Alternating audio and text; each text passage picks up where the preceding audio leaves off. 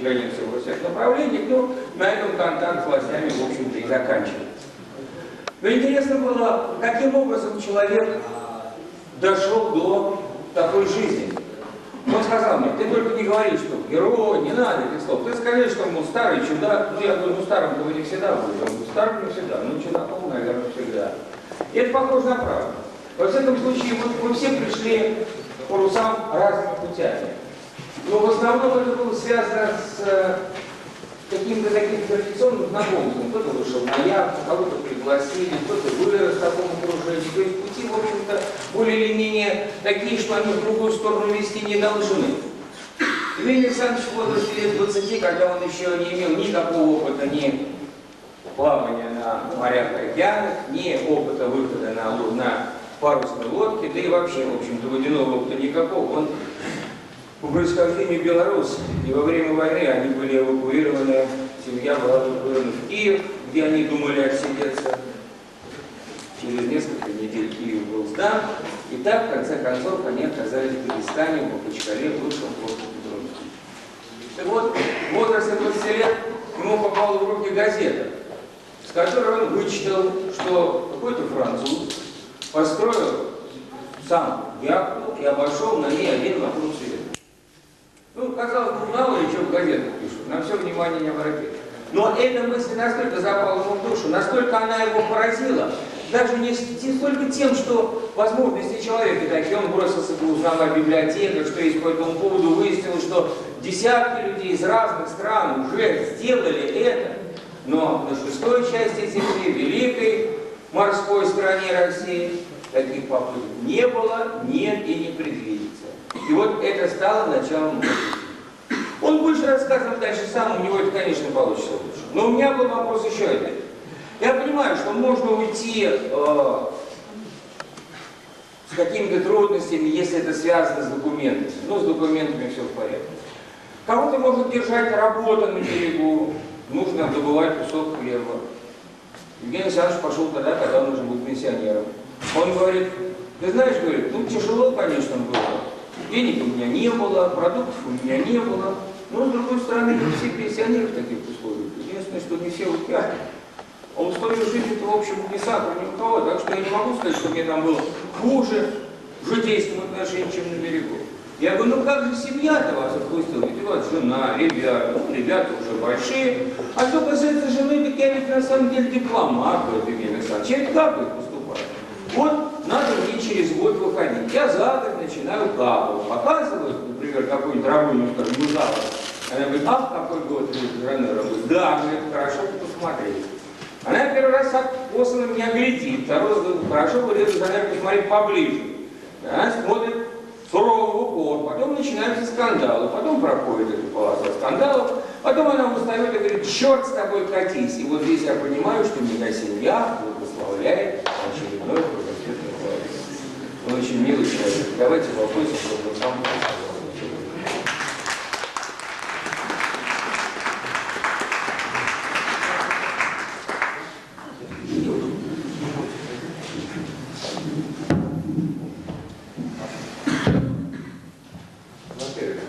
Я хочу поблагодарить вас всех, кто пришел сюда, нашел время для этого повышения. Второе, я хотел бы поблагодарить руководство яхтенной школы за то, что оно организовало эту встречу. Большое спасибо. Я немножко расскажу, а потом будете задавать вопросы. Плавание действительно было два. Первое, 92-96 год, на яхте Вена, о нем писали где-то. Второе, 99-й и вот до этого года. Очевидно, речь пойдет о втором плавании. Я думаю, что интересно все. Рассказывайте то, что вы считаете. Хорошо. Микрофон поможет.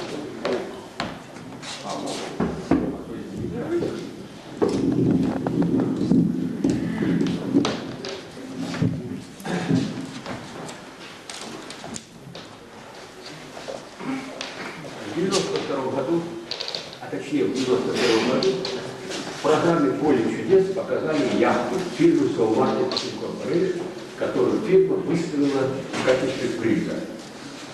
И мне в голову вмешивалась такая мысль: а что если фирма выставила яхту в качестве приза, значит, это солидная фирма и нуждается в солидной рекламе. Я подумал, ну, что если предложить им такой вариант? Они дают мне яхту, 2 комплекта парусов, оформляет заграничный паспорт, который я в течение 15 лет до этого момента не смог получить, и я иду на Колумб 92. Естественно, что как участником меня и близко никто туда не подпустит. Яхта 5,5 метров, обыкновенный прогулочный швербот, на котором можно ходить по внутренним водным путям. Но думалось так: если я покручусь около них, журналисты обратят внимание, и для фирмы будет реклама. Ну что за реклама, если скажем так? Если вы настоящий мужчина, покупаете яхту фирмы Soul Market Incorporated. Это, в моем понимании, не реклама. Но когда прогулочный швербот перейдет через Атлантику, тогда можно будет говорить о серьезной рекламе. С этим предложением я обратился к руководству фирмы. Они предоставили мне яхту. В 1992 году добрался до Новороссийска, 6 месяцев просидел в Новороссийске и ждал до тех пор, пока мне оформят паспорт. 1 декабря получил паспорт, 3 декабря продукты на 3 месяца, и 14 декабря ушел в плавание. Тяжело было, холодно. И когда я пришел через 8 месяцев в Лас-Пальмас на Гранд-Канаре, 22 килограмма как не бывало. Мне помогли, там была Совиспан компания, которая обслуживала нашу страну. Там, ребята, я обратился к директору Хосе Гонсалес, и с нашей стороны был Петр Ротар. Они мне помогли продуктами, подкормили, подлечили, и через Атлантику я переходил 55 суток. Плавание было рассчитано, что я перейду только через Атлантику. И руководство фирмы дало мне яхту на 3 года в мое распоряжение. И мы договаривались, как? Я ухожу до Стамбула с рекламным, так сказать, в рекламных целях. В Стамбуле я даю телеграмму руководству фирмы Soul Market Incorporated о том, что я беру на себя ответственность и иду дальше. На тот случай, если со мной что-то произойдет, чтобы потом руководство фирмы не было, ну, как говорится, не привлекали, не ругали. Когда я уходил с Лас-Пальмаса, мне ребята сказали: Евгений Александрович, будь добр, вернись яхту назад. Потому как Россия тогда начала рассыпаться, перестройка, верни яхту назад. Добрался я до Сан-Хуана, Пуэрто-Рико, и тут зима. Возвращаться назад через Северную Атлантику, это значит 100% гарантия, что не дойдет. Но там оказались наши иммигранты со Штатов и с канадцев, которые мне помогли продуктами. И я, поскольку я там в моем распоряжении на 3 года, я принял решение идти через Панамский канал вдоль экватора, Тихий океан. Вдоль экватора тепло, проблемы нет. Через Панамский океан, через Панамский канал, Таити, Фиджи, Нью-Каледония и в Брисбен, Австралия. Вдоль большого барьерного рифа, 6 месяцев в Австралии, влюбился в эту страну. Сказочно красивая страна. Через Торресов пролив, Дарвин, Кокосовые острова, архипелаг Чаус, Сейшельские острова. И, ну, все, уже тут напрямую финишную выхожу. Иду в Джибути. 2 суток штормовая погода, ветер примерно около 30 метров. 2 суток не спал, вымотался, а тут как раз гарпун, мысль.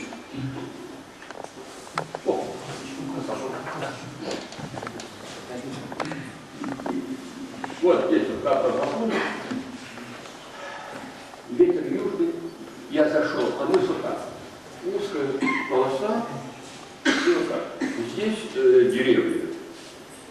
Зашел за мыс, заскочил, вечером встал на якорь, ну, думаю, слава тебе, Господи, живой. На следующий день, 5 августа, 18 ребят на яхту, гостеприимный народ, очень гостеприимный, сомалийцы. Меня буш, яхту все подчистую. Один стоит, исполнитель с автоматом, жует кат, наркотик, пена с рта падает, златоводку. Абсолютно ничего не выражает. И у них демократии, естественно, проголосовали. 6 человек расстрелять, 8 человек оставили живых. Потом один по-английски разговаривает, подходит, говорит: ты, говорит, американец? Да нет, русский. Между собой по-арабски переговорили. Англичане? Да нет, русский. Француз? Ну что тебя подальше послать, чтобы ты понял, что я русский? Ну, хорошо, расстреливать не будем. Я говорю, спасибо. За тебя и за твою яхту выкуп, и пишет мне на песке, $200 000 юкнес. Я понял, что у парня с юмором все в порядке. Вот. И говорю, моя яхта старая яхта, my boat, old boat. Мой английский не очень хороший. Поэтому цена, и пишу ему на песке, $400 максимум. Майский, моя шкура, старая шкура, максимум цена 1 цент. Если ты нуждаешься в $400 и 1 центе, пожалуйста, давай позвоним в Москву, тебе деньги пришлют, и вся проблема решится. Сомали на 1000 миль вокруг ни одного телефона нет. Но они между собой переговорили, отпустили меня полностью. 40 литров воды, 12 килограмм риса, ничего не трогали. 12 килограмм риса, карты, компас, дневники. Все. Ни газ, ни часы, ну ничего больше. И даже плитку забрали. Очень добросовестно люди работали. Я уже об этом говорил, и, видимо, писали об этом. Все подчистую. Ключи от моей квартиры забрали, очки мои забрали. Но ключи понятно. Для чего? Ключи это понятно. Украшения. Да, вот в ухо вставил, вот уже пожалуйста. Но брюки, я повторяю это самое, брюки 60-й размер, ватные брюки на экваторе, кому понятно?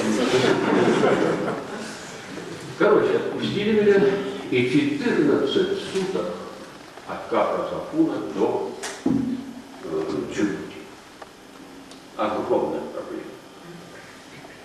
Берега агрессивнее, я имею в виду народ агрессивный, берег не каменный, август месяц, днем температура в каюте 44-46 градусов плюс, ночью 36 градусов.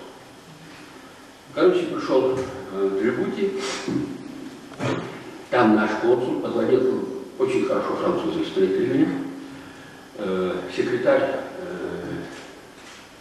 меня в душ, новую одежду мне, мыло, полотенце, тут же меня в ресторанчик покормили, и тут же позвонили в наше посольство, приехал Борис Михайлович, он здесь москвич сам, приехал Борис Михайлович, привез мне денежку, я ему написал, объяснил, все такое.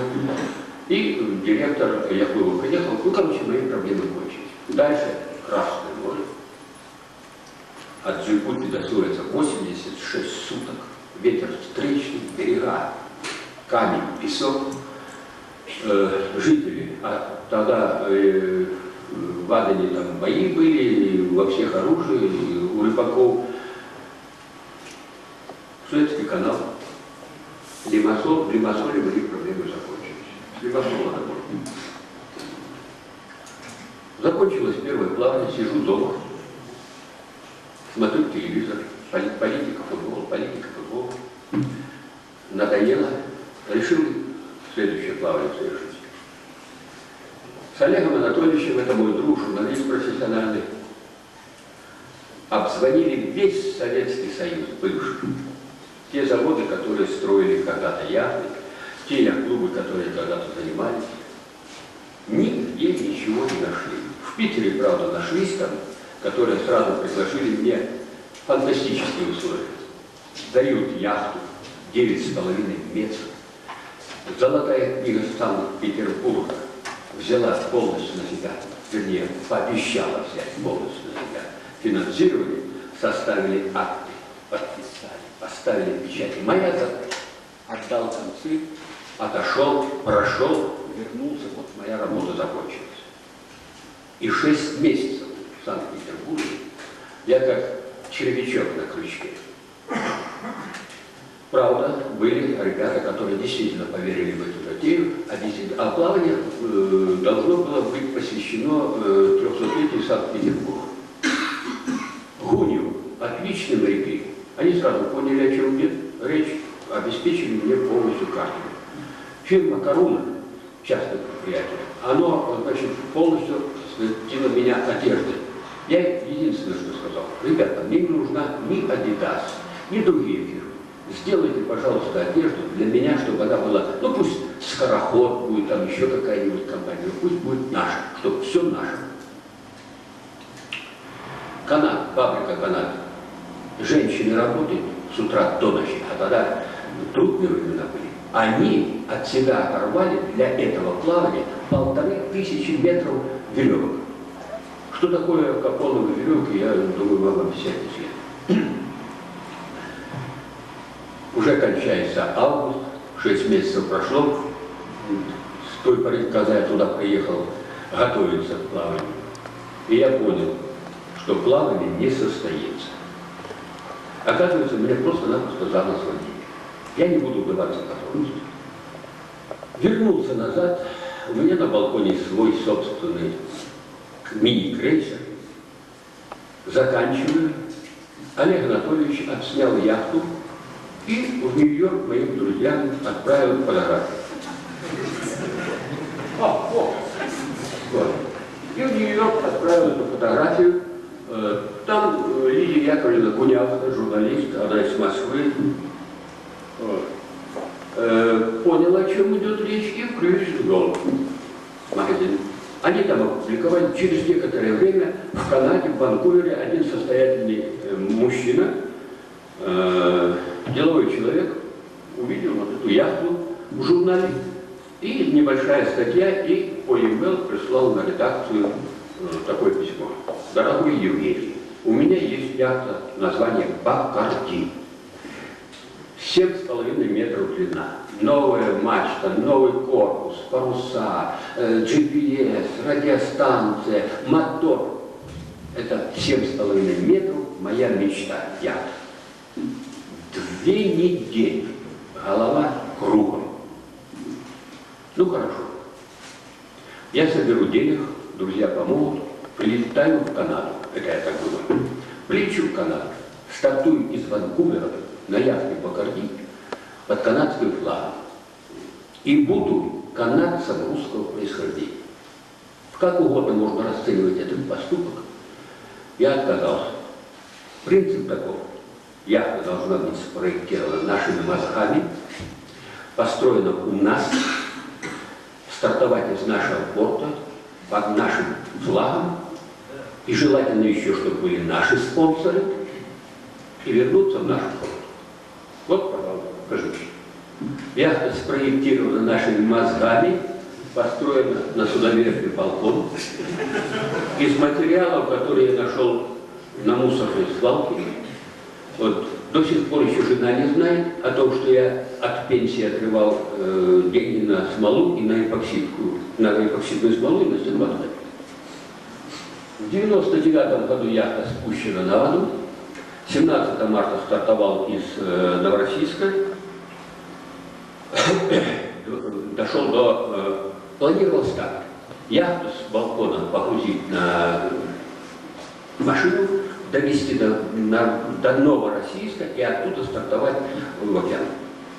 Но наше руководство сочло, что Махачкале сочло, что будет удобнее, если я буду стартовать из Махачкалы. Я стартовал из Махачкалы, телевидение было, мне иногда упрек дают, что тут центральное телевидение было, обращался туда и сюда. Но они не сочли нужным. Это бог с ним. Короче, привезли с Астрахани, привезли яхту машиной в Новороссийск 2 июля 1999 года вышел из Новороссийска, Стамбул, Босфор, Дарданеллы, Греция, Италия, Сардиния, Испания, Гибралтар. Что касается, во-первых, штормовая погода. 2 дня штормовая погода в Черном море, яхта очень хорошо вела себя, и 4 дня в Средиземном море. Что удивительно, когда я пришел в Сардинию, стал ветер встречный. Там небольшой городок, Калаверди и Марина, маленькая Марина, где-то 70-80 плавсредств. Подхожу, становлюсь на якорь, в Марину не иду, естественно. Российский флаг, с Марины подходит моторная лодка. Сеньор, ты откуда, с России? Я говорю, да, с России. Давай, пожалуйста, заходи в Марину. Я говорю, да, тут у меня со временем не все в порядке. В смысле, финансово. Нет проблем, заходи в Марину. Раз приглашает, я говорю, директор Марины. Раз директор приглашает Марину в яхту, я якорь быстренько, второй раз пристал, упрашивать себя, и туда. Не успел я прийти, естественно, мой паспорт, компьютер, 5 минут, и все мои проблемы закончились. Ни кастомс, ни иммигрейшн, ни полиция, ни пограничники доблестные, ни таможенники, все мои проблемы закончились. Если поинтересуетесь, как встречают нас и как провожают нас, вот Николай летал сидит, мы с ним позавчера, я его давно знаю, но позавчера мы с ним познакомились. Он расскажет, или во всяком случае не даст соврать. В Новороссийске меня 3 суток наши доблестные карацупы пограничники не выпускали. Таможенники пришли, увидели, женщины пришли, тем более, увидели, тут же буквально в считанные минуты дали мне все документы и еще принесли ужинать, чтобы я тут не скучал. А пограничники узнали, что у меня $300 в судовой кассе, а там, короче, 3 суток держали. Кстати, на российском мне директор яхт-клуба Юрий Просол обещал, что памятник будет стоять мне, если я не заплачу $100 за отход. Я не заплатил ни цента, надеюсь, там памятник, они слово свое сдержали, памятник должен стоять. Гибралтар. Подхожу к Гибралтару, ветер стих, мотора нет, вынужден был встать на яхту.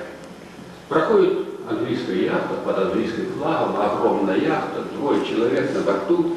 Я им веревку показываю, ребята, мол, давайте до Гибралтара, тут осталось 200-300 метров. Прошли мимо. Я такой злой, но думаю, англичане, это же вроде того, что порядочные моряки, яхтсмены, они, сволочи, так со мной поступили.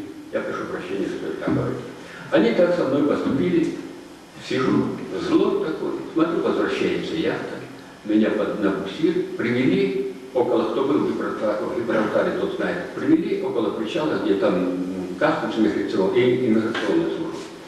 Подошли, стали. Оказывается, это работали в Средиземном море все лето для телевидения на BBC в Лондоне. На BBC телевидение отправили 23 кассеты. И тут подвернулся я. Как таможенники со мной поступили? Виза? Нет визы. Да, проблема. Без визы нет. Я говорю, у меня проблема. Мне нужно запастись водой, запастись продуктами, нужно поднять яхту, покрасить. Сколько ты будешь здесь стоять? Я говорю, максимум 2 недели. Там служащий позвонил в вышестоящую организацию, там разрешили, хотя Гибралтар очень строго относится, что без визы туда нельзя заходить. Они как решили этот вопрос? Взяли мой паспорт, положили в сейф, дали мне номер своего телефона и сказали, если кто-нибудь будет спрашивать паспорт, покажи им наш номер, пусть они звонят, мы подтвердим, что да, действительно паспорт. И я 3 недели там сидел. Закончился мой визит, я подошел, взял свой паспорт, пошел дальше.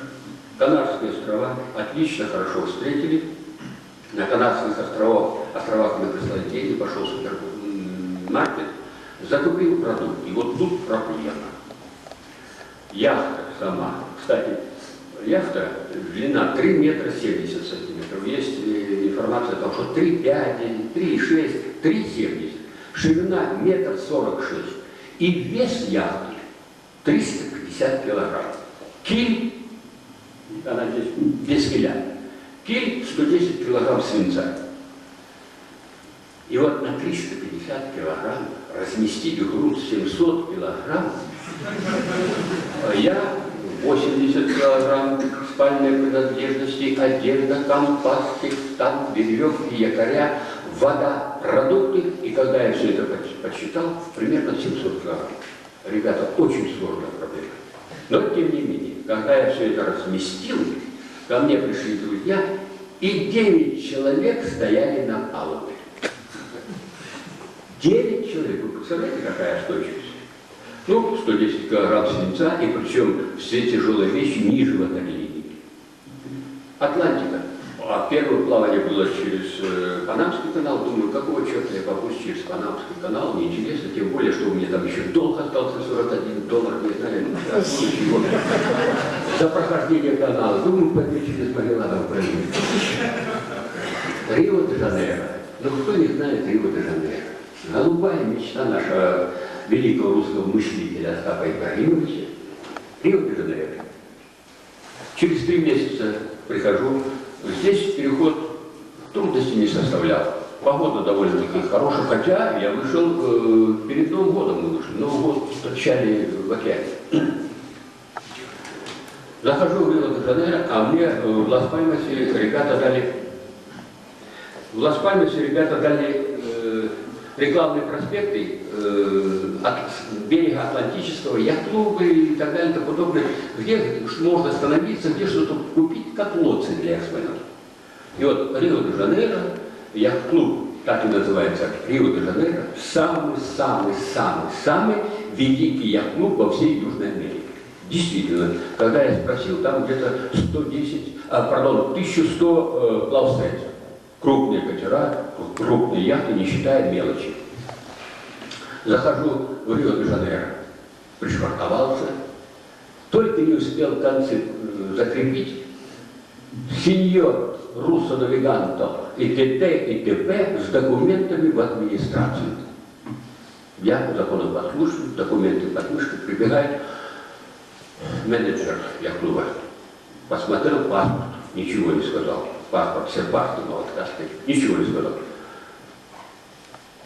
Яхта маленькая. Яхта плохая. Я не возражаю. Давай уходи отсюда. Я не понял. Я сказал, уходи. Я спрашиваю, это марина или яхт-клуб? А в рекламном проспекте написано, стоянка в яхт-клубе 3 суток бесплатно. А в марине с первого дня за 12-метровую яхту $10 платим. Ну, думаю, сэкономлю, пока 3 дня буду стоять в яхт-клубе, а закончу свои проблемы, там, оформление документов, то. Я спрашиваю, это марина или яхт-клуб? Яхт-клуб. Я яхтсмен, объясняю. Я яхтсмен, пришел с этого самого, с Лас-Пальмаса в Рио-де-Жанейро. У меня проблема. Кончилась вода, кончились продукты, а уже 2 суток ничего нет.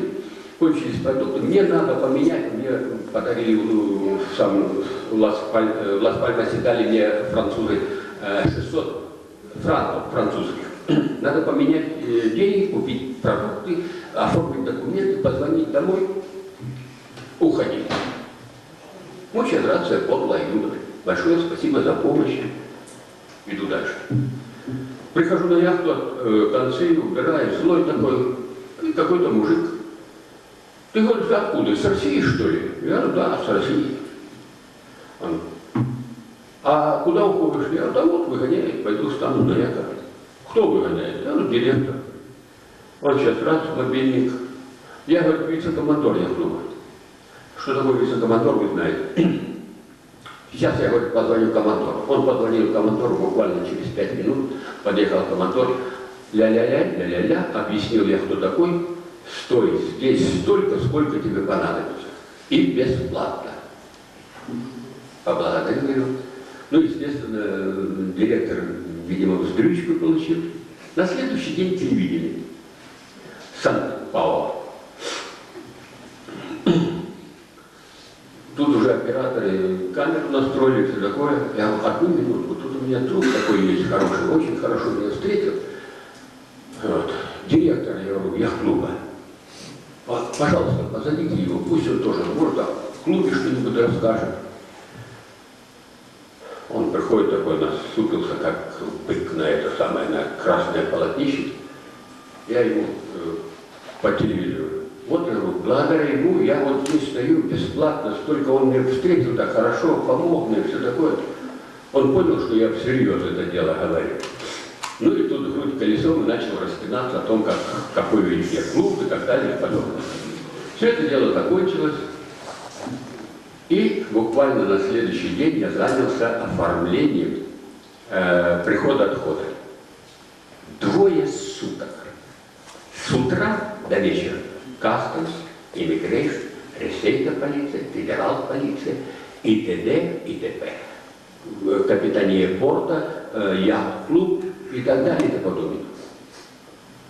Прошел только 2 офиса. Customs и еще одну какую-то службу. Потом плюнул и говорю, ребята, я приехал сюда отдыхать, кушать, слушать вашу музыку, смотреть карнавал и так далее и подобное. Желаете оформить документы? Welcome, please, my boat, и оформляйте. Добро пожаловать ко мне на яхту и оформляйте. Это ваша проблема. Простояла там 8 суток, надоело мне это Рио-де-Жанейро. Я не знаю, зачем туда Остап Ибрагимович стремился. Что я, интересно, обратил внимание? Это я к чему речь веду? Вот в Сардинии 5 минут проблемы кончились.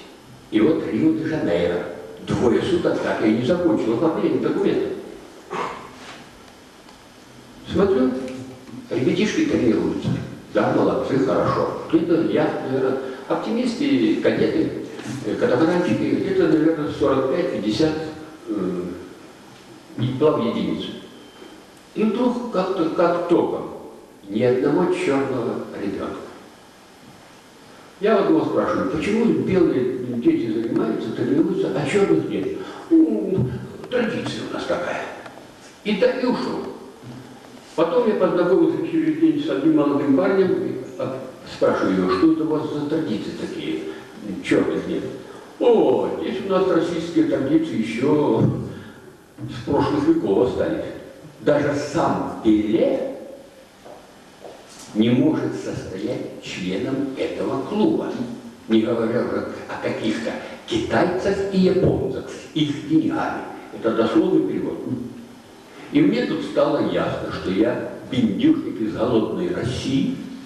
Естественно, там не к месту пришел.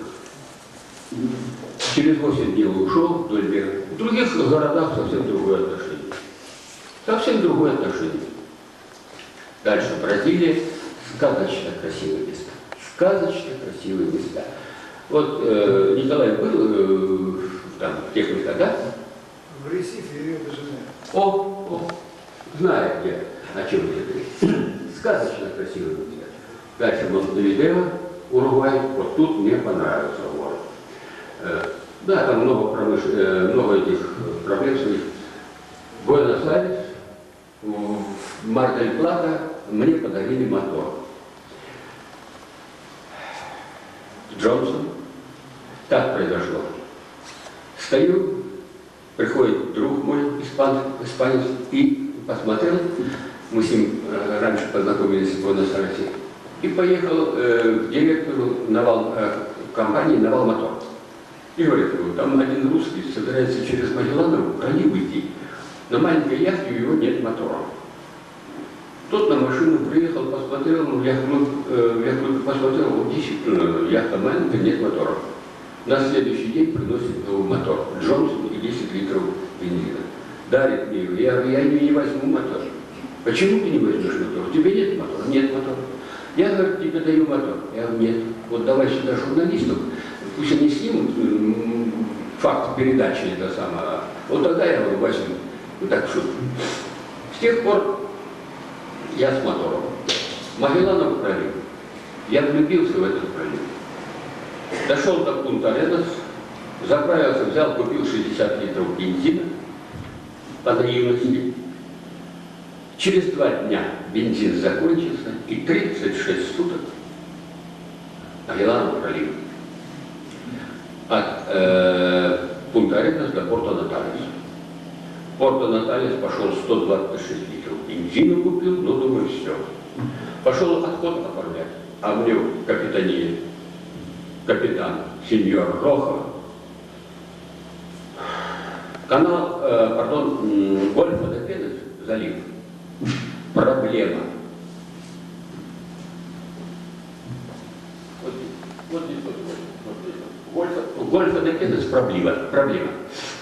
Я говорю, очень интересно, это моя проблема, я турист, мне интересно посмотреть, что это за проблемы. Нет, это проблема армада до Чили. Вооруженных сил, военно-морских сил Чили. Тут же Сан-Пауло, точнее Сантьяго, и пошло-поехало с посольством свет. Короче, страховки у меня нет, на яхту страховки нет.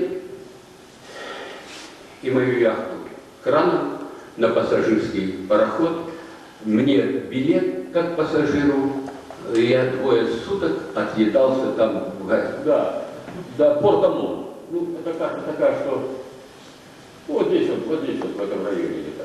И я 2 суток отъедался на это, отдыхал.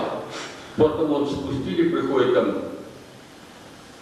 на причал стою, иду к капитану порта, говорю, надо нам на воду спустить. Обещали, будьте добры, спускайте на воду. Да нет, канал Чакао проблема, а там 7 узлов скорость, прилива 7 узлов. Ребята, это же моя проблема, я турист. Нет, это проблема армада де Чили. А тут еще отбирал их, и командующий приехал, здоровается со мной, там, я ему объясняю, он не понял мой английский. Короче говоря, на машину, на траллер, и через канал Чакао перевезли меня там километров 40, наверное. Спустили в конце концов в Порт-Ангус, спустили на воду, и оттуда Вальпараисо, Антофагаста и так далее и подобное. И последний порт Арика. Загрузился продуктами, денег, правда, не прислали, загрузился продуктами, ребята помогли. Стартовал, и из Арика, Чили до Таити 4 месяца. Там примерно 4800 метров. 4 месяца. В чем проблема? Яхта маленькая, воды мало, продуктов мало. Я не могу, у меня автономия максимум 4 месяца. Продуктов 120 килограмм, больше 1 килограмма я не могу взять. Воды оказалось очень мало. Я рассчитывал, что будет дождь, но первые 3 месяца ни капли дождя не упало. Первый месяц я не видел ни 1 секунды солнца. И вот тут вопрос, как определяться всех странах. Хорошо, что мне подарили вот эти ребята с BBC и там другие ясмены подарили GPS Магеллан. Тут, конечно, у меня проблемы не было с определением координат. С водой, насколько мне известно, для нормальной жизнедеятельности, для меня, для моего веса необходимо медицинская норма. Минимум 4 литра воды. То есть 50 миллилитров на 1 килограмм веса. Каждый может посчитать, сколько ему нужно воды. Для меня примерно 4 литра. Я вынужден был в течение 3 месяцев пить, употреблять в пищу 1,5 литра. Это очень мало. Утром завтрак, рис, вечером макароны, среди дня небольшая чашечка кофе, вечером, среди ночи чашечка чая. На все про все 1,5 литра. То, что не помылся, то, что не постирался, это, так сказать, второстепенная проблема. Первый месяц интересно, 2-й месяц тяжело, а на 3-й месяц начинаются проблемы с почками. На 4-й месяц пошел дождь, мои проблемы с водой закончились. Таити, 4 месяца там был. Дальше Атлантика, Дарвин. Прихожу в Дарвин, а там оказалось, что на Таити я не смог взять визу австралийскую. В первом плавании я визу оформлял на Новой Каледонии.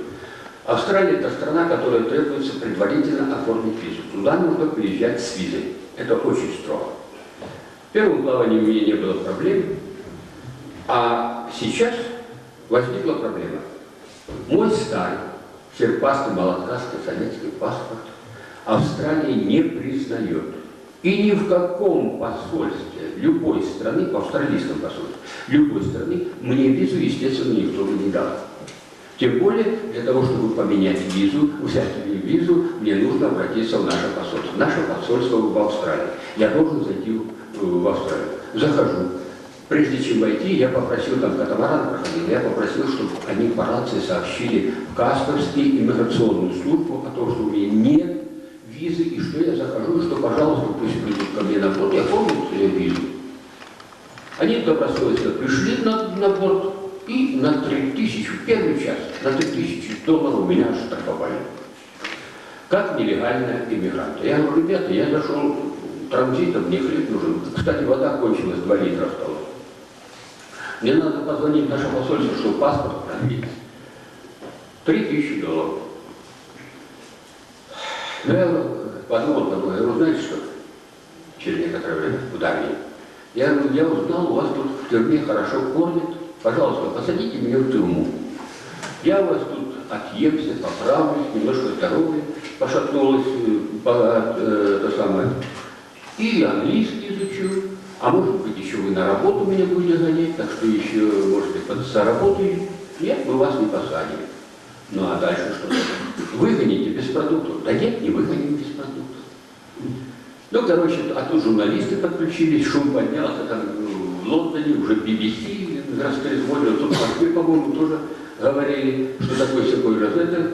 Короче, а в Мельбурне русская диаспора, там русское радио, они оттуда интервью по Австралии. Короче говоря, дали мне временную визу. Вот. Дали яхт-клуб Питер Дермоунги, директор, и в первый раз я с ним познакомился, и сейчас снабдили меня продуктами. И я стартовал. Австралия, Дарвин, Кокосовые острова. Я пробежал за месяц. За месяц. Для такой яхты это очень здорово. Забегая вперед, могу сказать, что в Атлантике плавание, суточный переход равнялся 75 миль.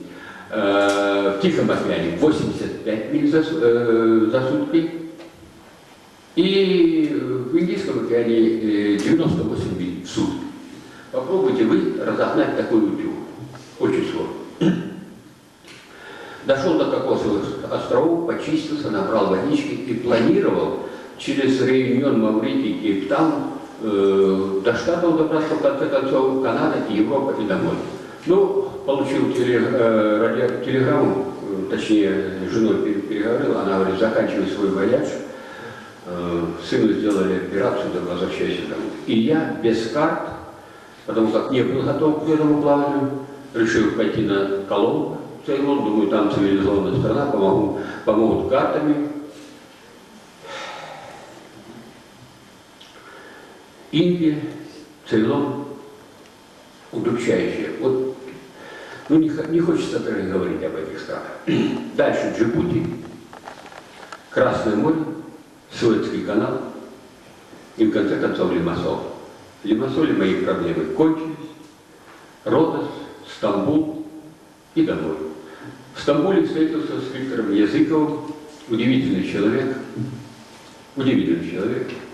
известный у нас не только в России. Мы с ним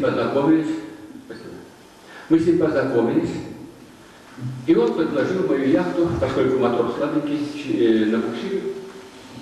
Да, я же забыл еще. Короче говоря, это из Массау, вот Коломбо, из Массау, Коломбо. Подхожу сюда, вот здесь, потом, вот здесь примерно вход, метров 200 до входа осталось в порт. Встречают 2 пограничных катера, нагло подходят, швартуются. У меня, видели, вот, выходит, швартуется, вот этот лейтенант, швартуется, и вот эти вот бьют мою яхту. Наделали мне дыр. Вот. я говорю, господи, я говорю, ребята, вы если хотите, заведите меня в порт и, пожалуйста,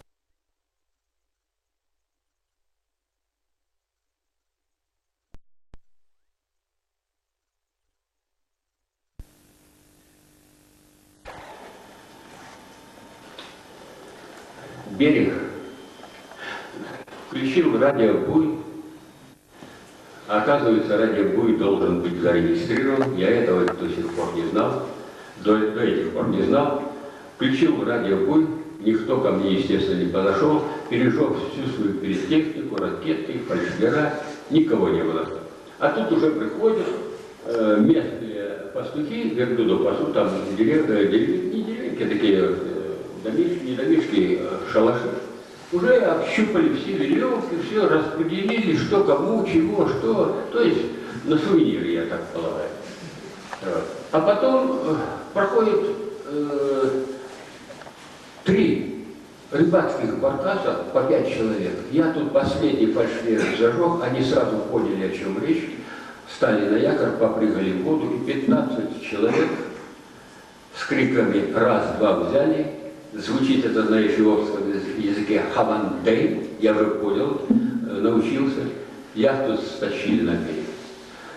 Затащили в порт Масау, вот этот ведут меня в порт Масау, а там меня тут же доблестные военные вооруженные силы, вместо того, чтобы помочь, они меня на машину с автоматчиком в сопровождении к начальнику порта, капитану базы, командиру базы.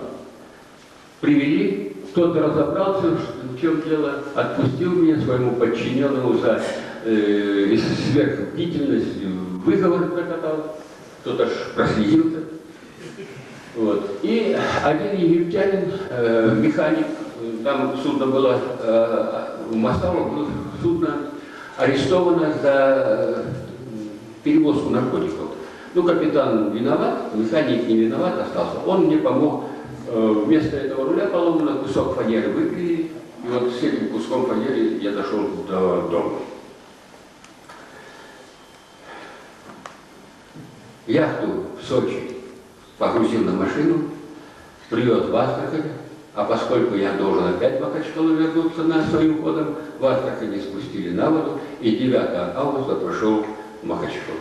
Плавание закончилось. Если есть у кого вопрос. Ну что я могу, одну минуту, что я могу сказать по первому плаванию? Хотим мы того или не хотим.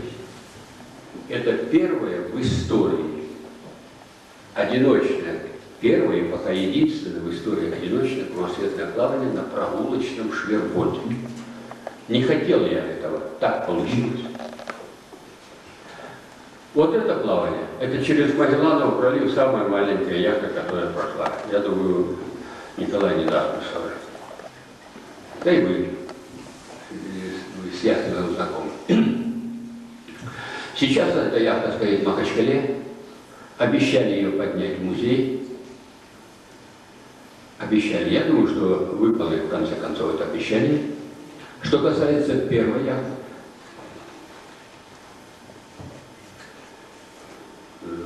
как говорится, сел я на своего любимого конька. Вспомним историю яхтинга.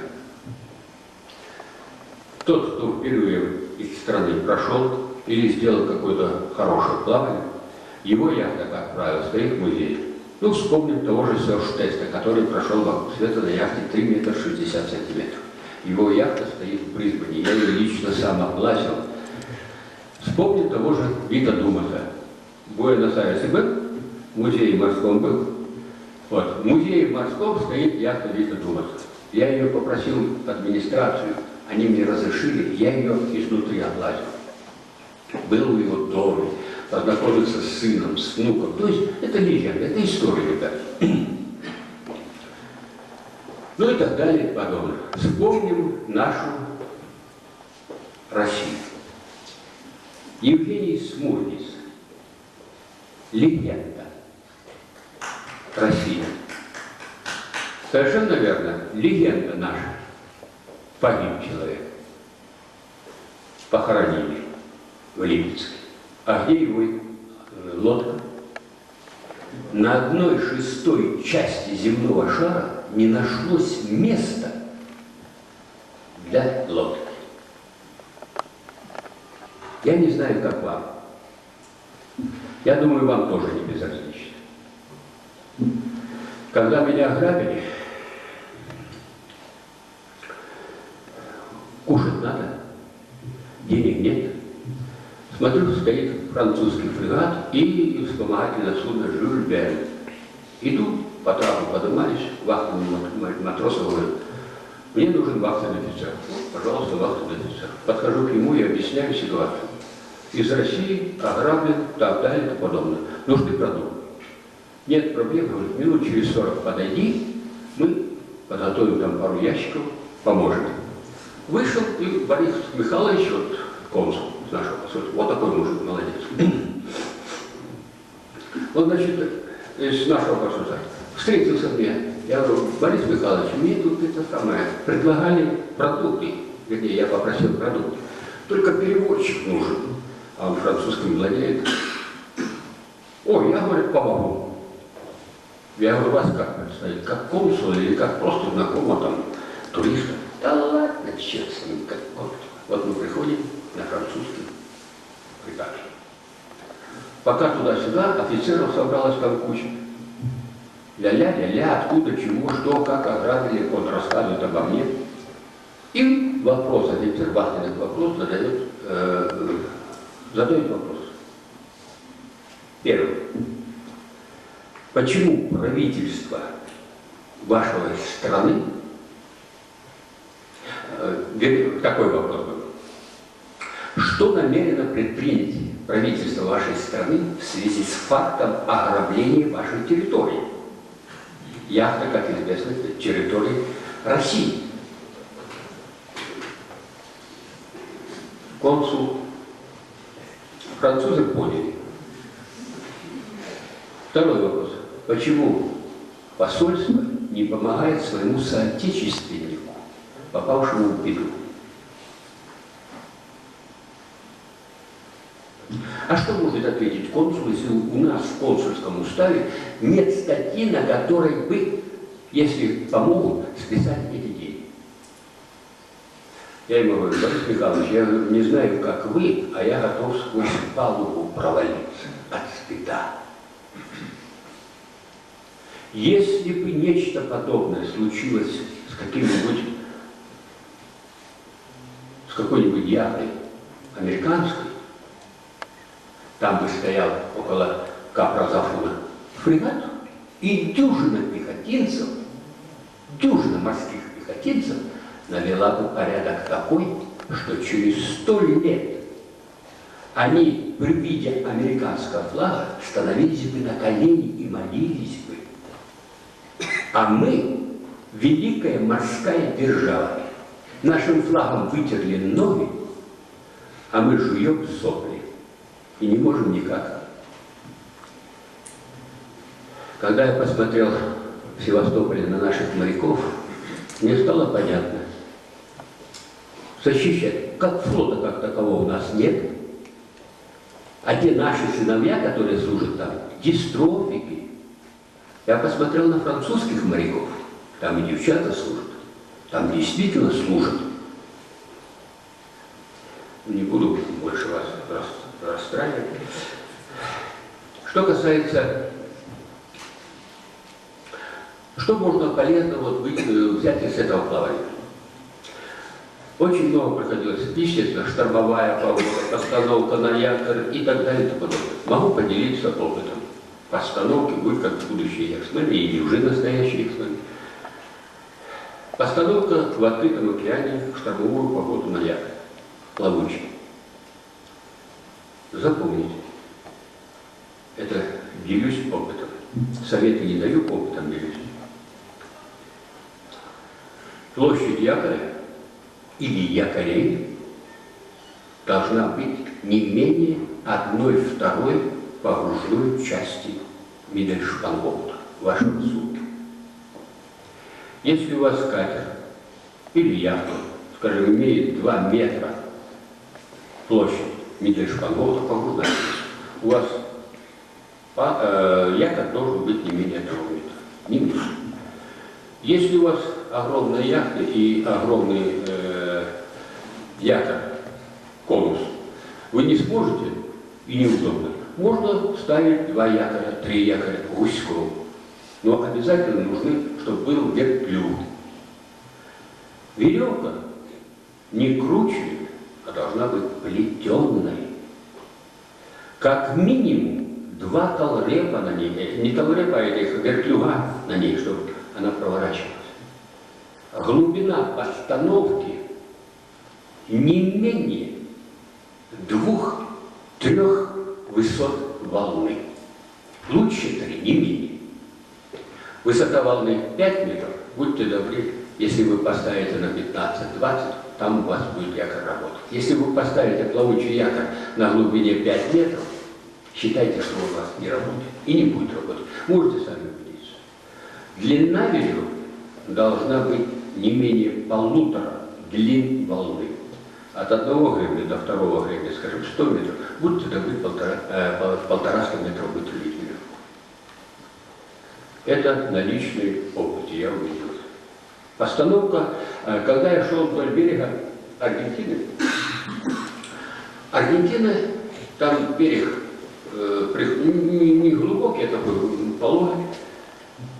Я интересовался, как становятся на якоря рыбаки.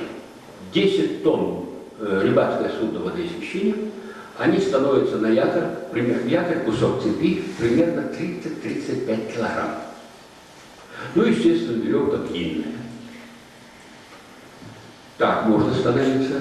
Мне-то всю свою жизнь приходилось становиться на глубину до 180 метров.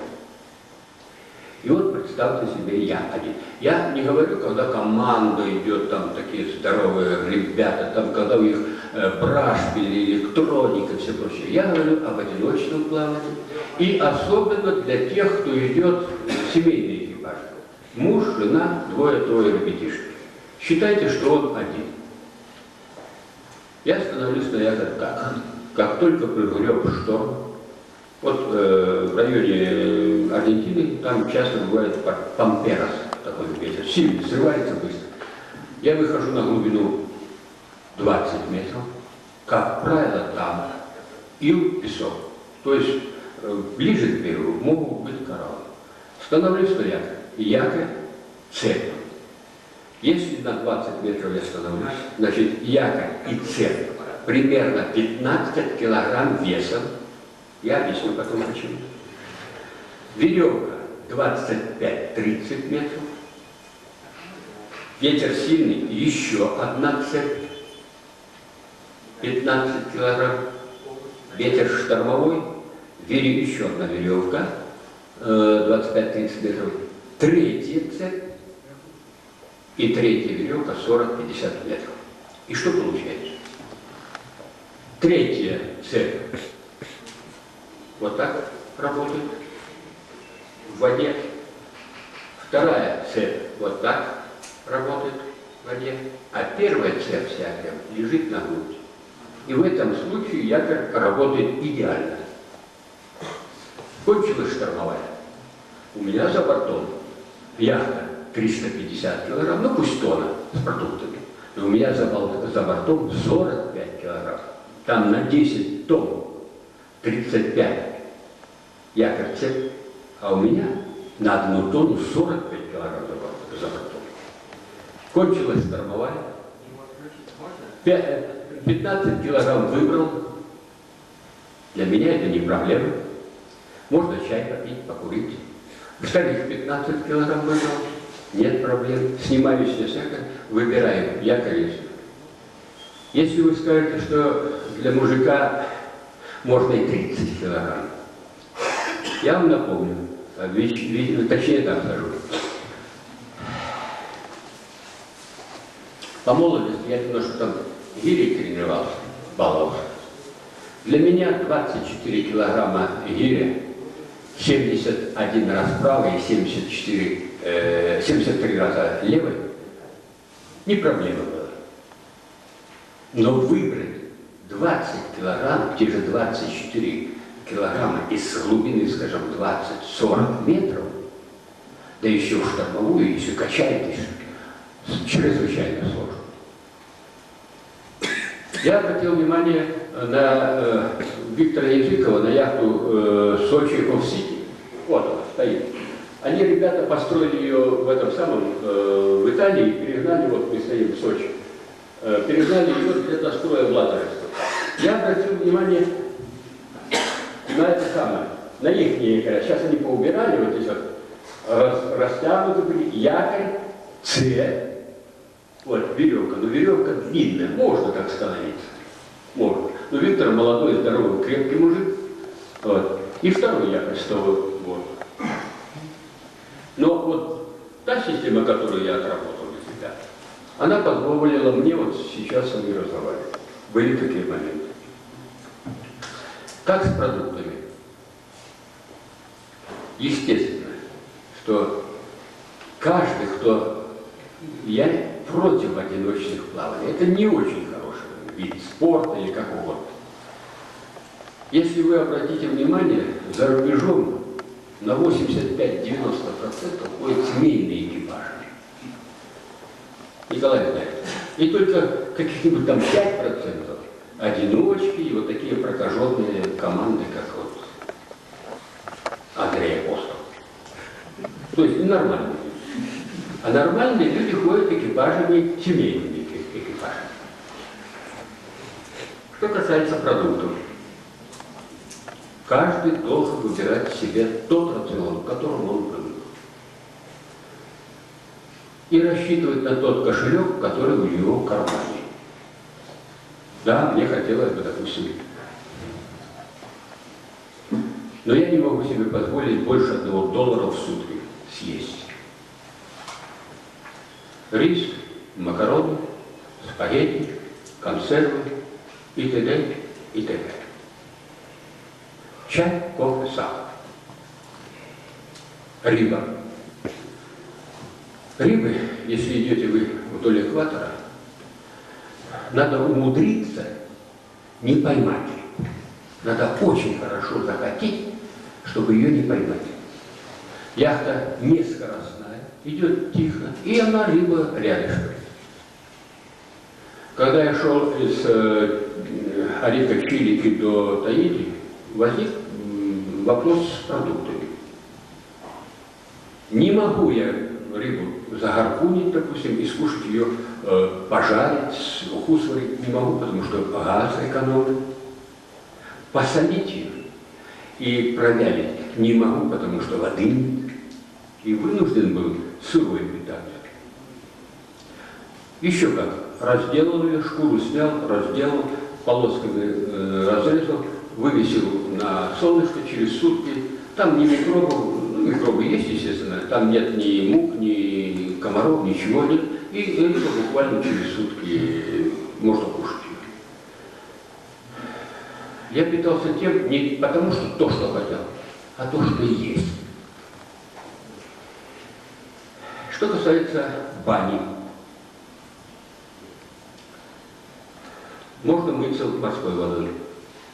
Ну, поскольку я не морж, в Магеллановом проливе холодина, ну там дожди идут. А вот когда вышел из Арика, Чили и до Таити 3 месяца дождей не было, а вода холодная, южно-перуанское течение, вода холодная, то,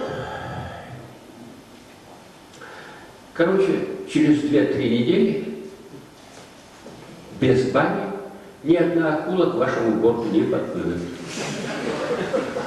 И даже гарантирую, когда вы будете в Австралии, и крокодил не подплывет. Стирать можно.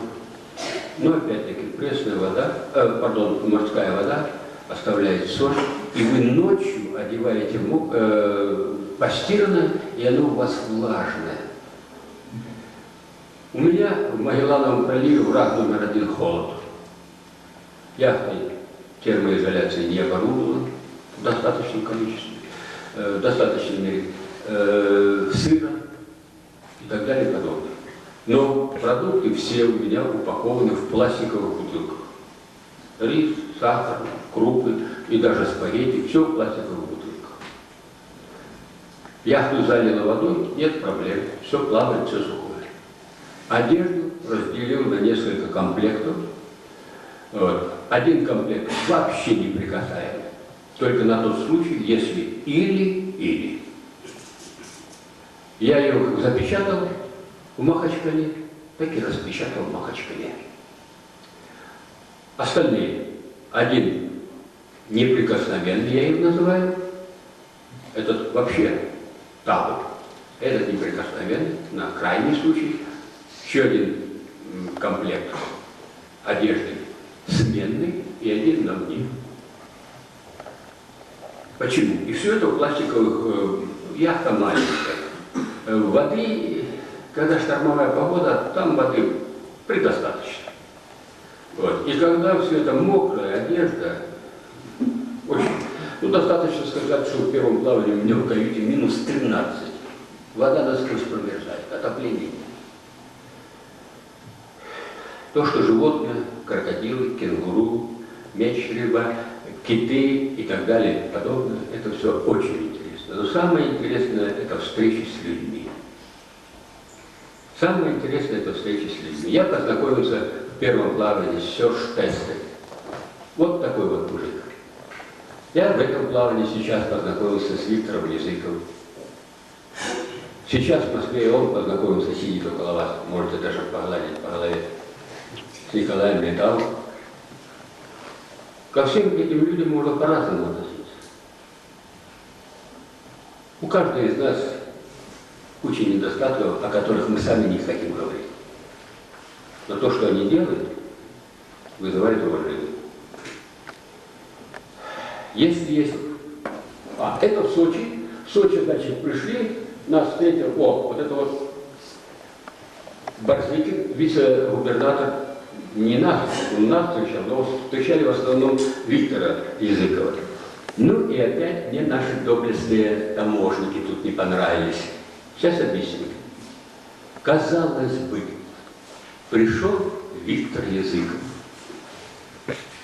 почетный гражданин города Сочи, и целый день морочили мозги с оформлением документов. И кончилось тем, что он вынужден был заплатить $250. Ну, ладно, я там иностранец, вроде того, что с Дагестана. С меня $25. Краснодарский край тогда заплатил. Спонсоров у меня не было. Ни в первом плавании, ни сейчас. Меценаты были. То есть люди, которые помогали. Мне, например, наш мэр города Саид Джапарович Амиров помогал. Вот. Помогали, многие помогали. Если вот первое плавание закончилось, я когда сел дома, попробовал заняться книгой, подсчитал. Представители 86 национальностей, русские, украинцы, латыши, аварцы, калмыки, французы, англичане и так далее и подобное, помогали мне в той или иной мере. Кто парус, кто мотор, кто там GPS, кто там продуктами, кто и деньгами давали. И могу сказать, одиночное плавание – дорогое удовольствие для строителя светлого будущего, с солидной пенсией.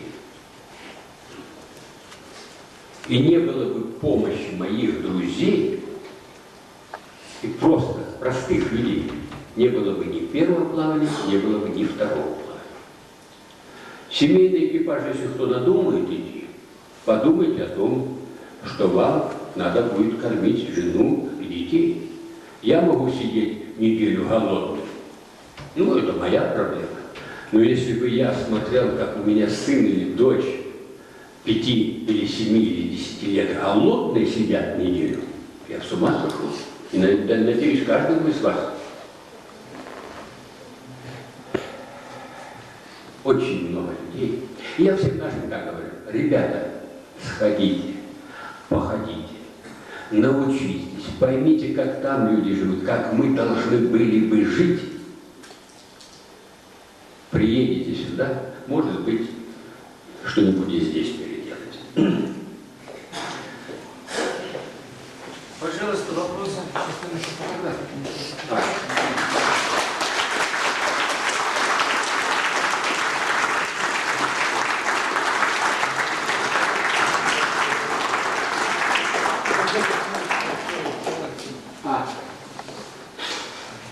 И вот я промолчал про Лену, когда я говорил о музеях. В любой стране тот, кто прошел вокруг света, его яхта, как правило, стоит в музее. Вот это Лена. Это первый и единственный в мире шверпот, который прошел вокруг света. Один мужик прошел через Атлантику на шверпоте, второй мужик прошел через Тихий на шверпоте. Вот перед вами Лена, она стоит в Адмирале. У меня есть фотографии, вот у меня тут друзья есть. Виктор Иванович, где ты? Вон, друг он, москвич сам, тоже собирается в это самое, в кругосветку, но, денег нет, что теперь делать? Это секрет. Он мне прислал фотографии, которые Лена валялась под забором. Это мы уже сейчас, вот, и вы там побыли, и это самое, ее на кильблок поставили, ее прикрыли. Я еще раз повторю, я много раз говорил об этом. Древние греки говорили, если мы разучимся шить обувь, ничего страшного не произойдет. Эту работу будут делать рабы. Если мы разучимся выращивать хлеб, эту работу рабы будут делать. Но если мы разучимся воспитывать своих детей, мы исчезнем с лица земли как нация. Похоже, мы разучились воспитывать своих детей. Похоже. Во всяком случае, я так, дай Бог не ошибиться. Что надо, чтобы стоял этот швербот в морском музее?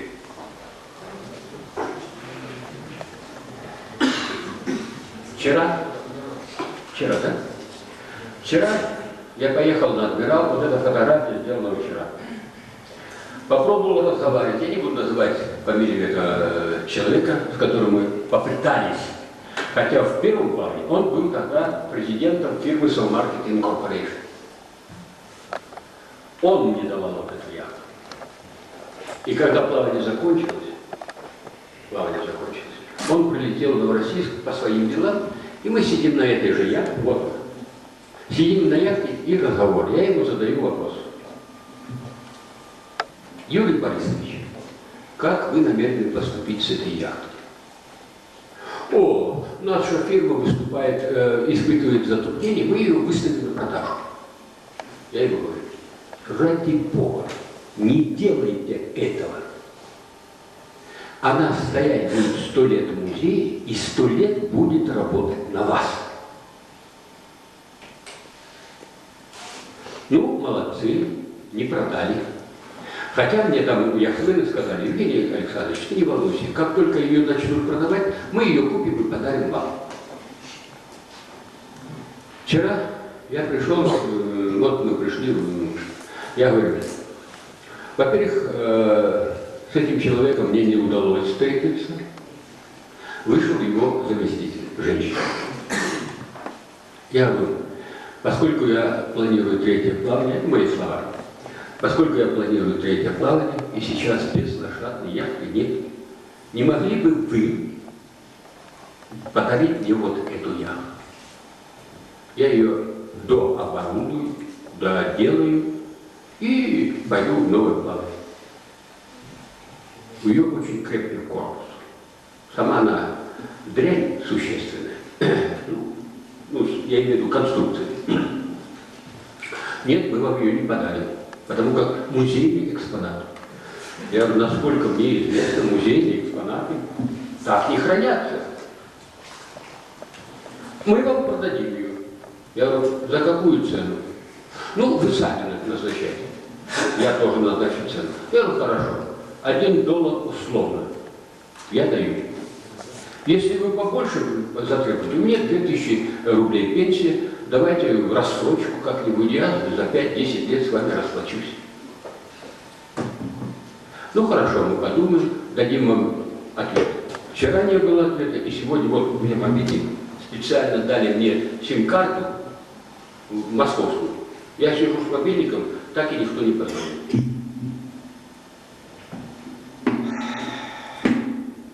Речь идет не о Гвоздеве, ребята, не о Иванове, Петрове, Сидорове.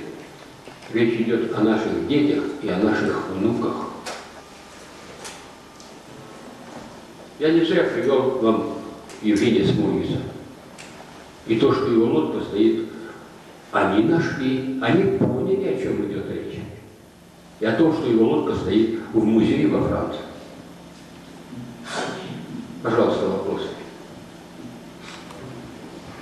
Евгений Александрович, я разговаривал насчет стоимости. Вот стоимость, которая впереди стоит, белая лодка, она точно такая, только недооборудована. Слева вот видел, там хвост. Да-да. Значит, они за него просят чуть около $1000, но там корпус один. А полностью оборудование лодка у них есть одна еще, которую они сейчас дооборудуют. Они вроде за нее хотят через 6-7 тысяч. Ну вот, пожалуйста, Москва, вот, пожалуйста, вам. Я-то поговорил, что стоит. Реклама бесплатно. Евгений Александрович, я насчет Смургиса затронутой вами темы. Две подробности для уважаемых наших гостей. Я 10 лет плавал со Смургисом, со мной товарищ, который тоже был 10 лет. Первая лодка Смургисом, это он прошел от Балтики до Тихого океана, стоит в подвале Краеведческого музея Владивостока. Нет 100 рублей на краску, чтобы ее привести в порядок и выставили в зал. Та лодка, которую мы построили в Петрозаводске после аварии, после гибели Жени у острова Алерон, в устье Горон, лодка стоит в музее города Алякарблат. В этом году с 25 ноября был месячник. Здесь отмечали 10 лет со дня смерти Евгения Смургиса. Целый год я долбил администрацию Липецкой области, чтобы прислали хоть кого-нибудь с его родины, где его именем названа улица. Никаких ответов, никаких приветов. Единственное, чем журнал «Катера и яхты» сделал прекрасной иллюстрацией о том, как Смургис плыл по Северному морскому пути на грибной лодке, эти иллюстрации мы послали во Францию, они их увеличили до больших пределов, лодку заключили в стеклянный саркофаг. Это творится 10 лет. Там Смургис национальный герой. У нас о Смургисе мало кто помнит. Я переживаю за судьбу точно так же ваших родов. У меня нет слов, чтобы выразить возмущение, равнодушие, которое проявляет наша знаменитая на весь мир теперь уже чиновник. Да, я согласен с вами. Евгений Александрович, тогда можно мне еще тоже одно слово по поводу наших знаменитых яхт? Довольно часто задают вопрос, а вот где, например, яхта Фазиси?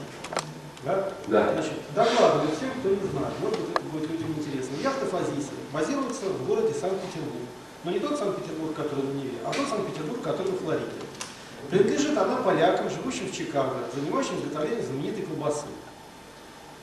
Участвует в гонках, иногда сдается в чатку. Люди очень, владельцы лодки очень сильно удивлены ее конструкцией. А тем не менее, они сделали капитальный ремонт ее в 2001 году в Канаде. Вот. Так вот живет одна из наших знаменитых яхт. Еще одна знаменитая, достаточно, скажем, может знаменитая, известная лодка Краана, на которой плавал в одиночку другой наш известный человек. Да, она третий год гниет во Владивостоке, в море не выходит. Ну, вот такие вот судьбы наших известных яхт, к сожалению. Я понимаю, что да. Евгений Александрович, еще один можно комментарий. По поводу вашего класса, мне очень понравилась Австралия. Я пытался вас в Австралии разыскать. Я вас там разыскал, но когда я дозвонился до Марины, мне сказали, что Гвоздев 2 часа назад поднял паруса, ушел. Но меня поразило, как работает австралийская бюрократия. Значит, я написал австралийский журнал, послал электронное письмо. Не знаете ли вы что-нибудь о судьбе Евгения Гвоздева? Беспокоимся. Через двое суток приходит ответ. Мы позвонили во все морские радиостанции Австралии. Яхта «Союз» с ними на связь не выходила. Ну, я не стал объяснять, что у вас нет радио. Но если вы все-таки точно считаете, что такая яхта пришла в Австралию, обратитесь, пожалуйста, в Главное управление полиции и даете ему. Ну, сделать нечего, я пишу туда. Я готов подтвердить документальный факт. Ответ из австралийского управления полиции. Я писал поздно ночью, когда в Австралии был рабочий день. Ответ пришел через 15 минут. Ответа было два. В первом ответе был телефон Марины, где вы стоите в Дублине.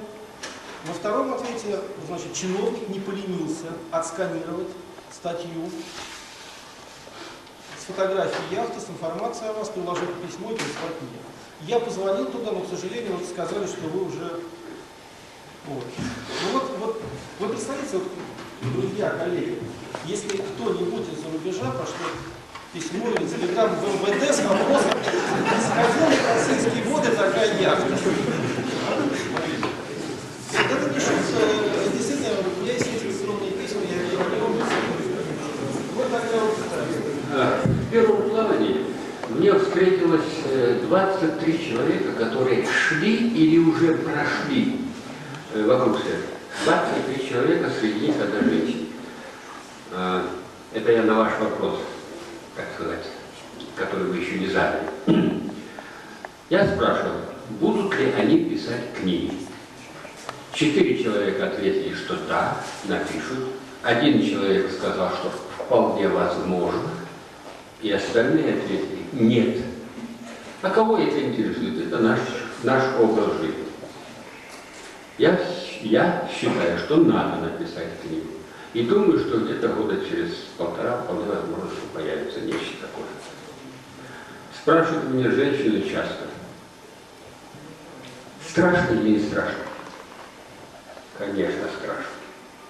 И если мужчина вам говорит, что ему не страшно, значит, он хочет перед вами похвастаться. А может быть и головку напекло солнышком. Это нормальное человеческое чувство.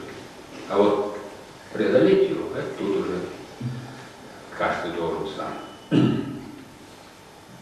Пожалуйста, вопрос. Евгений Александрович, очевидный вопрос. Третье плавание, каким оно будет? Куда?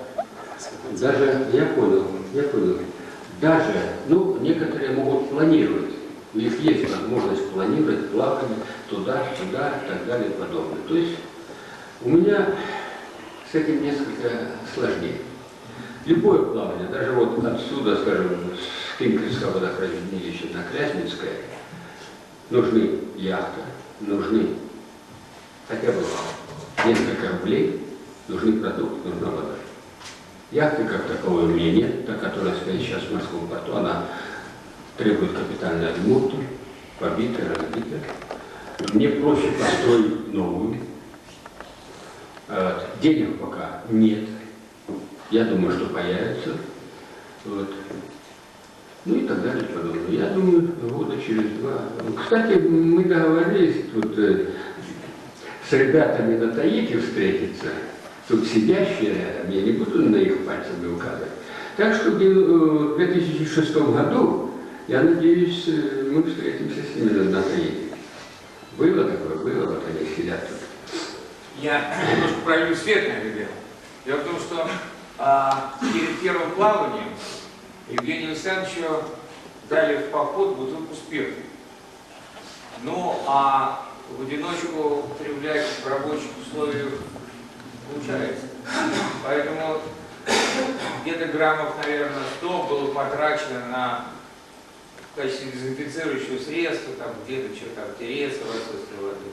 Но когда первое плавание закончилось, и он пришел в родной порт, его встретили, он налил каждому по 3 грамма бутылку, которая вошла вокруг света. Значит, после второго плавания мне осталось 150 грамм. Тоже было налито пока. И вот остаток, предлагается допить на Таити, и там граммов 100 осталось, то есть, в общем, много расстоит свечи.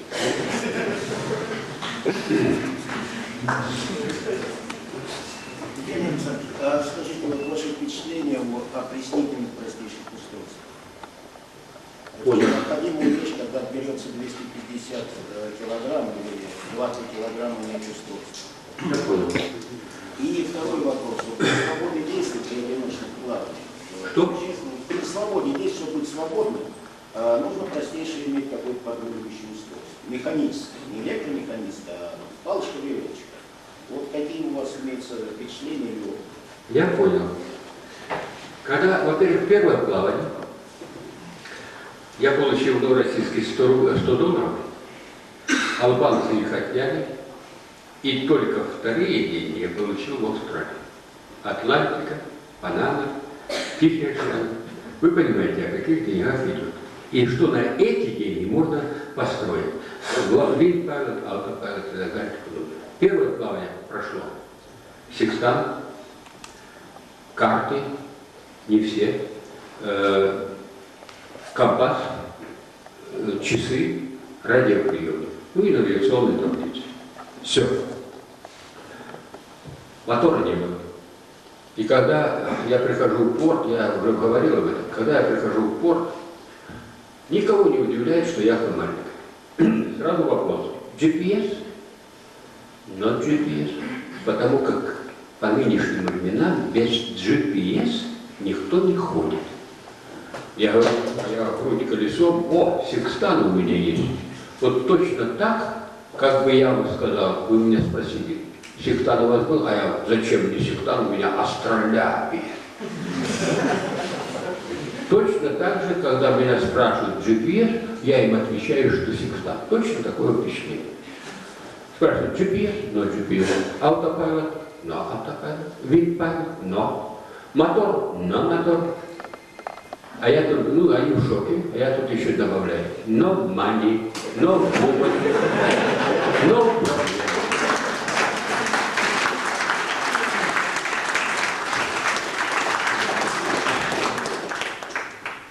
Опыта хождения, не потому что я консерватор и категорически против. Да, ребята, а тем более если семейный экипаж. Тут однозначно надо все предложить, купить, построить, пусть помогут.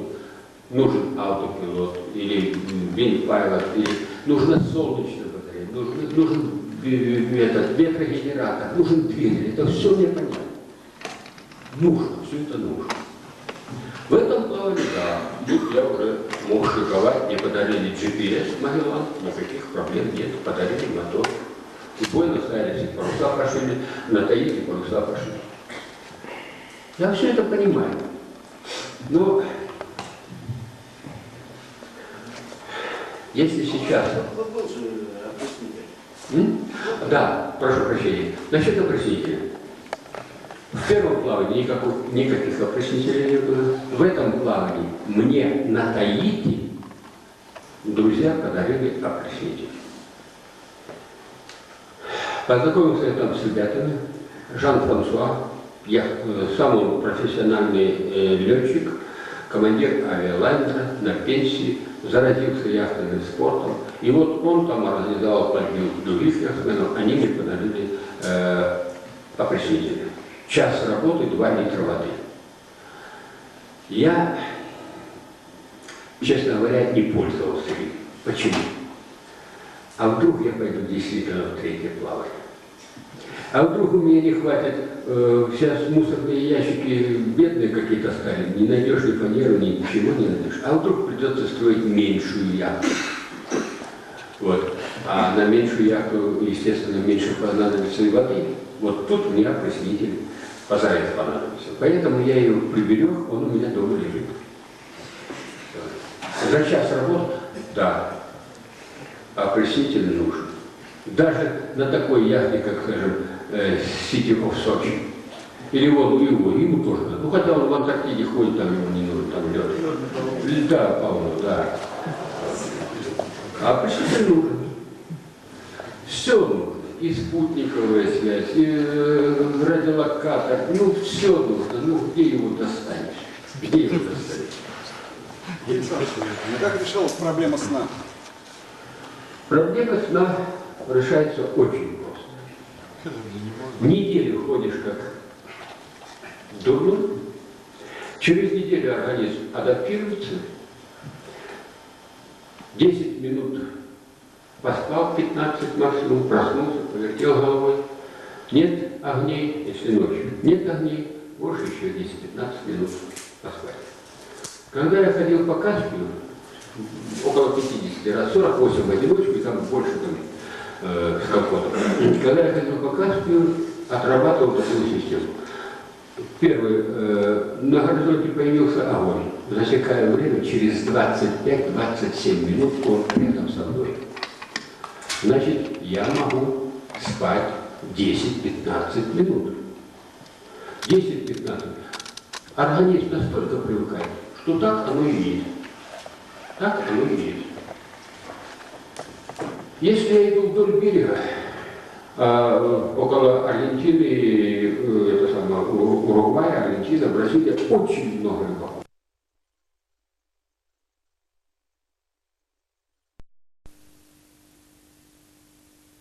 Боюсь, в целях безопасности. Не было случая, чтобы подали. Но в этом плавании на яхте «Саид» на подходе к архипелагу Туамоту, примерно около 2 недель подряд, утром и вечером, во время восхода и захода солнца, рыба небольших размеров, примерно 20-25 сантиметров, чуть поменьше, чуть побольше, вплотную прижимается, в целях безопасности, вплотную прижимается к корпусу яхты, и тут подходит акулы. Самое много я насчитал где-то 16 особей. И начинается завтрак, ужин. С полного хода, а скорость огромная, с полного хода пытаются ухватить эту рябину и со всего размаху бьют корпус. Вот так вот яхта. Неприятное чувство, очень неприятное чувство. Но то, что корпус они не смогут пробить, это я понял. А вот то, что руль могут поломать, вот это меня беспокоило. В конце концов, я не утерпел. И ножом ткнул под плавник. Нож сломался, вот такой вот кухонный, сломался. И она с этим лезвием, как ни в чем не бывало, так еще дня 2 или 3 я ее видел около яхты. Не люблю я ловить, и рыбу не ловлю, ну как не люблю. Если я голодный, я могу убить, ну понятно, и акулу, и дельфина даже могу, хотя вряд ли, думаю, что нет, не убил. Вот. Но рыбу я смогу убить. Вот. Почему я говорю убить? Я на крючок не люблю, яхта медленно идет, тут дорады, карифены и прочее, живность. Я выбираю самую поменьше, которая, потому как я один, у меня маленький, небольшой, 50-70 сантиметров, мне вполне достаточно. И гарпуном. Гарпуном, во-первых, охота. Вот. И гарпуном, ну, потом жарить газ экономит, солить, вода экономит, сырой. Вопрос второй проводя. Албанский акул. Албанский. В первом плавании прошел Грецию и от Греции решил пойти на Италию. Там где-то примерно 100 миль. Думаю, проскочу за 2-3 суток проскочу. Вечер, встречный ветер, дождь, град, гроза. И все, думаю, надо поворачивать назад. Повернулся назад, подошел к берегу, встал на якорь. Ну, думал, итальянский берег. На следующий день ползут, 2 лезут на яхту. Смотрю, какие-то оборванные, не понял, о чем речь. Они защитной формы. Откуда вы? Итальянцы? Но, Италия, Албания. О, братья, коммунисты, welcome, please, my boat, т.д., т.п., чай, кофе. Облазили всю яхту. Такого еще, ну, кроме сомали, больше не было. У меня в пластиковой бутылке рис и сечка, перловка. Вот он и смотрит на меня. И опять смотрит на меня. Открывает, насыпал на руку и пробует. Сокол ты ясный. Да если бы я занимался наркотиками, да при всей нашей соцпродажной системе ты бы стоял с автоматом и караулил бы меня, чтобы на мою яхту муха не села. А он хочет уличить меня в наркотиках. А вы знаете, когда я уходил с Одессы, таможники, по тем временам сказали, что ребята мне говорят, ты знаешь, $100 бумаги, $100 как купюры могут быть фальшивыми. Ну и когда таможники проверяли в Одессе, я с Одессы брал отвод, заказал. Я говорю, ребята, мне вот тут дали $100, пожалуйста, проверьте, а то может действительно не фальшивые. Но они посмотрят, нет, нормально. И я возьми в паспорт это дело положил. Ну куда еще? Паспорт положил. Когда эти албанцы пришли, паспорт, я паспорт, а в паспорте $100. Ну, кто не знает, когда паспорт суют, и там $100, что это значит? И они это раз перебили в карман. И слушай, это же мои последние деньги. Нет, мы тебя оштрафовали за то, что ты пришел на нашу территорию. А я первый раз не знаю ни английского, ни французского, ни немецкого, кроме русского, украинского, белорусского, польского и сербского.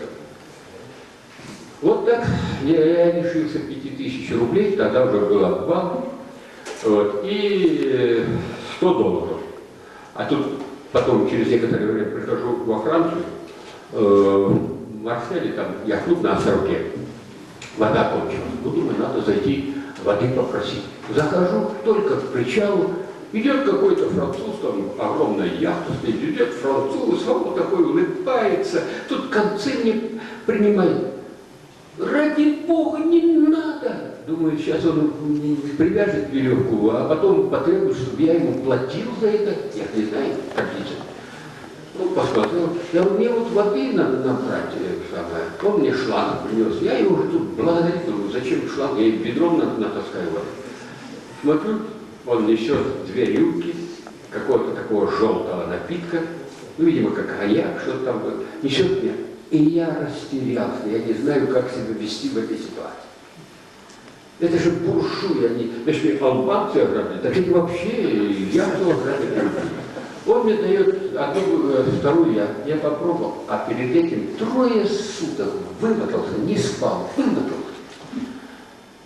Вот какой-то, видимо, коньяк там или что-то такое, какой-то напиток, такой приятный, я его выпил, и вся усталость меня как упустила. Он пригласил потом к себе на яхту, они вдвоем, он и супруга. Он бывший офицер, служил в Африке, закончил службу, сам построил яхту, строил где-то 8 лет ее с красного дерева. Я когда посмотрел, там вот ее просто взять и в музей поставить. Причем не краеведческий, не в морской музей, а именно в музее изобразительных искусств. Настолько так аккуратно, так добротно, с такой любовью человек сделал яхту. И он офицер в отставке, вот он мне такую урок показал.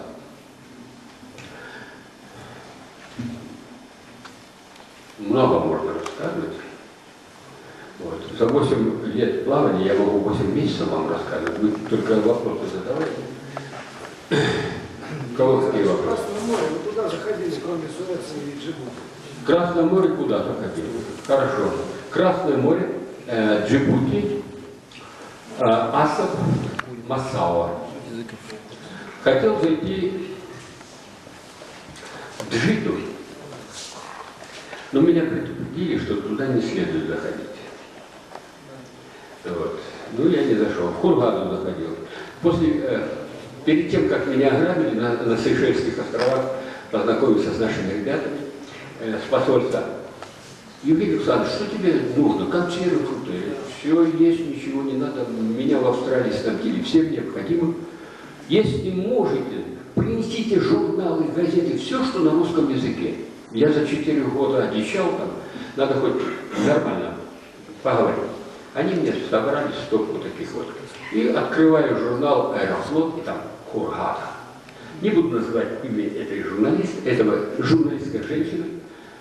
Ах, Хургада, жить не могу без Хургады, сказка Востока и так далее и тому подобное. А после того, как меня ограбили, ну, думаю, вот хорошо, что я узнал о Хургаде. Пойду туда. Там наших русских много иммигрантов, то есть туристов. Помогут ребята харчами. Подхожу к Хургаде. Только не успела швартоваться. Полиция. Паспорт. Пожалуйста, паспорт. Моряка. $15. Я говорю, нет денег. Нет денег. Я говорю, у меня вода, мне вода нужна, проблема вода, продукты. No money, no food, no water. Такой гостеприимный народ. Я взбеленился, я говорю, знаете, одному полицейскому, я, конечно, взял, вода есть? Есть. Бежите за водой. Второго подхожу к полицейскому, а их куча там собралась. К второму говорю, у тебя хлеб есть? Есть. Я говорю, давай за хлеб. Вот такое гостеприимство. А там оказалась наша яхта с Москвы. Я сейчас уже не помню фамилию, Виктор и Светлана. Муж с женой. На яхте типа гидро построили, сами построили. Но еще не дооборудованные, решили попутешествовать. Ну и по ходу пьесы, как говорится, закончить оборудование. Прошли Крым, Стамбул, Кипр, и это самое Израиль поплыли, прошли через Суэцкий канал, добрались до Хургады, где они кончились. Остановились в Хургаде, около причала, а там в этих странах такая традиция, такой закон. Стой, пожалуйста, стой, нет проблем, стой. А деньги идут, платить надо за каждый день. Причем сумасшедшие деньги по нашим стандартам советским, даже и теперешним стандартам. Денег нет, через определенное время, когда накапливается определенная сумма, они арестовывают яхту по дешевке и продают ее своим друзьям, билет на самолет в Россию матушку и, естественно, за стоянку. Вот такая система. У них как раз денег не было, и они вот под такую систему попали. Я говорю, ребята, у вас паспорта с собой? Да, с собой. Я говорю, ради Бога, пойдите в пятницу, пока они там намаз совершают, пойдите в пятницу на рыбалку и давайте к нам в Австралию. Там цивилизованная страна, вас и накормят, и напоят, и помогут, отремонтируют и так далее. Как закончилось? Думаю, что они, если увидят или услышат, то не знаю, как закончилось. Я бы для семейных экипажей, я подчеркиваю, я бы посоветовал, хотя и не любитель совета, но все-таки дам один совет.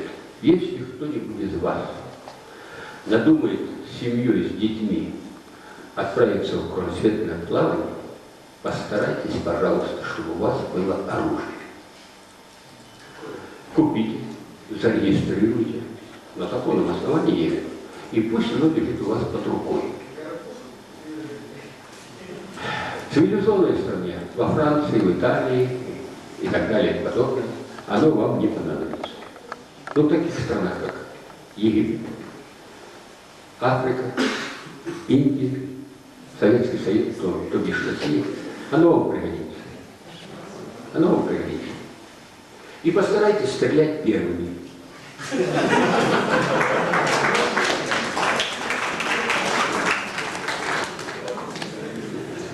У меня не было на борту никакого оружия. Хотя, если быть предельно точным, был карабин.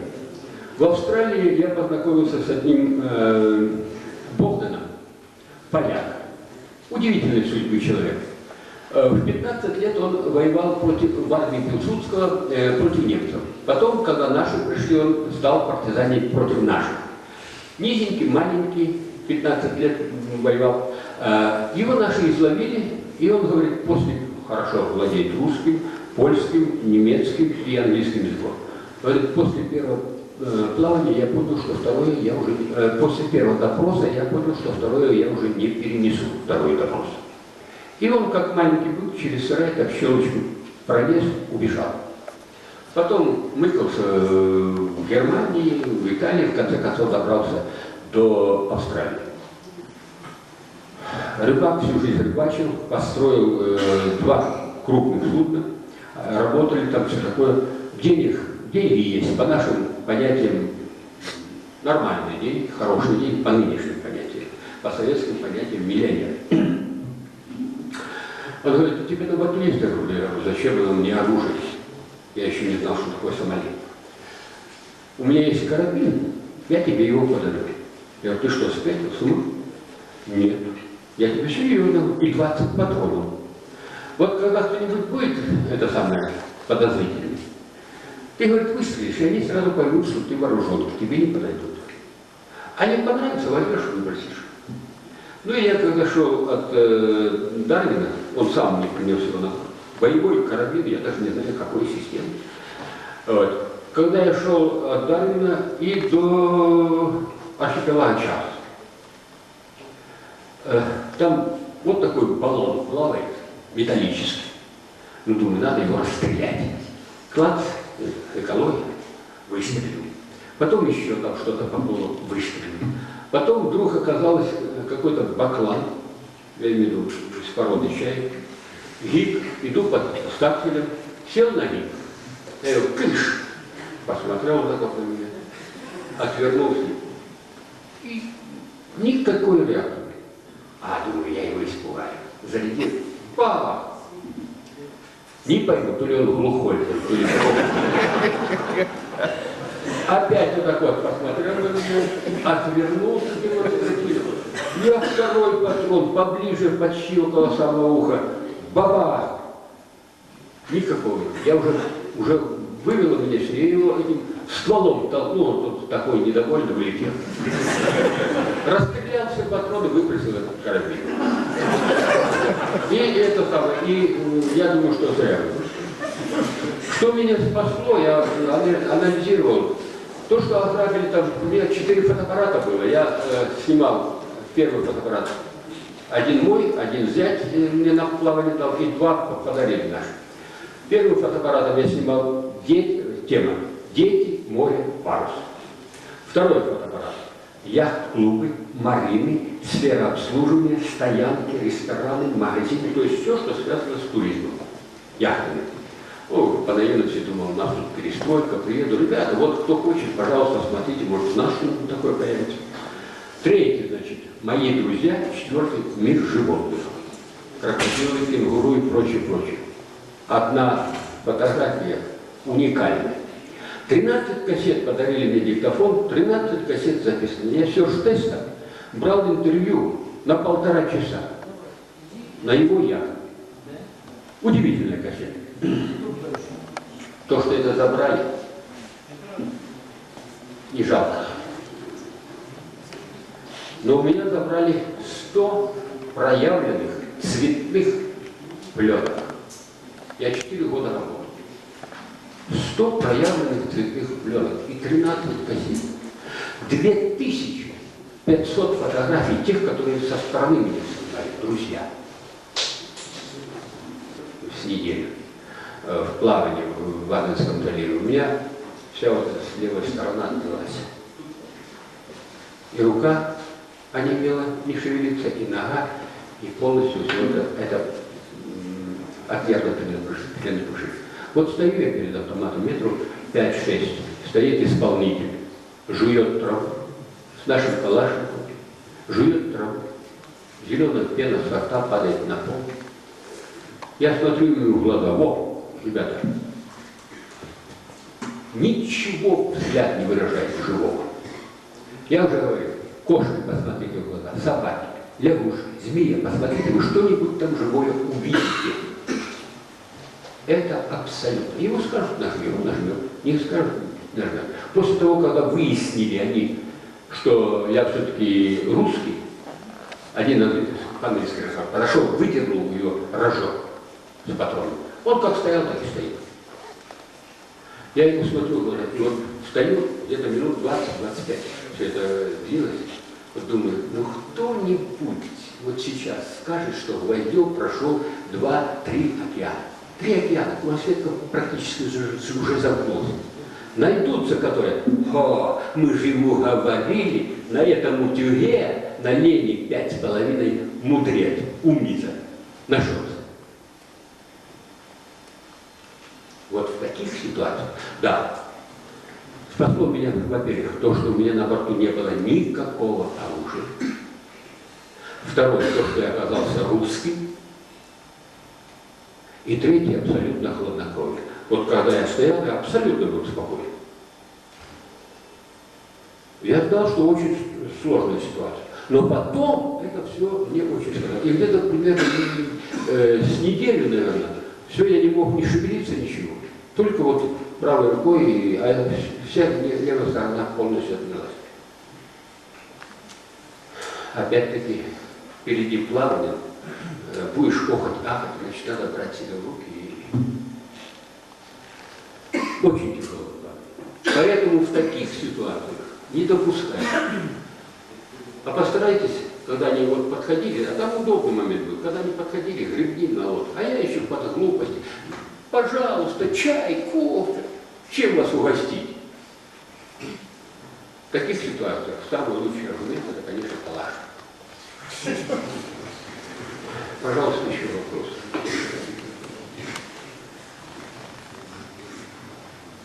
Вы с работы устали, наверное? Расскажите, пожалуйста, о ваших тренировочных плаваниях по Каспийскому морю. Первое плавание, я когда пошел на яхте 10 сентября, ну, по наивности как же. 12 сентября я вышел, 10 сентября прихожу в редакцию «Дах Правда», «Рестанская правда». Где тут это самое, отдел информации? Мне показали. Захожу в отдел информации, сидит, ладно, не буду называть его фамилию, сидит зал отдела информации. Я говорю, знаете, вот я такой секой разыскиватель, механик, построил яхту, хочу отправиться по Каспию, плавание. Сейчас осень, будет шторма, может быть, для ваших читателей будет что-то интересное. Я могу вам писать с портов следователей. Вы знаете, у нас серьезная правительственная газета. И мало ли что с вами случится. Вот когда вернетесь, вот тогда добро пожаловать в редакцию. Хорошо. Пошел, 12 сентября вышел, и Каспийское кольцо. Каспий, конечно, ну, Каспийское кольцо. Вот отсюда вот так вот на север, потом вдоль берега Комсомольска, на Баку и вот так. Первый раз яхта у меня не поворачивается, а как этот поворот делать, я не знаю. Теоретически я собаку снял. Я мастер. А когда коснулось, практически ничего не получается. Яхта, оказывается, мне вообще не разворачивается. Потом, в конце концов, научился. Прошел, плавание очень тяжелое было. За все это плавание, за 62 суток, где-то 14 штормовых дней. Когда я говорю о штормах, то я имею в виду настоящий шторм. Это ветер 23-25 метров как минимум и выше. Когда я слышу, вы знаете, вот, когда говорят о 5-бальных штормах, мне непонятно. По шкале Бафора шторм это 9 баллов и выше. А когда 5-бальные, 4-бальные, 3-бальные, это непонятно. Очень тяжелое плавание было. Потерял я кучу якорей. В конце концов добрался домой. Возвращаюсь, я еще на этом плавании, возвращаюсь, иду в редакцию, смотрю, Генрих, не буду называть его фамилию, сидит, я к нему, о, Евгений Александрович, садись, пожалуйста, рассказывай, и я начинаю.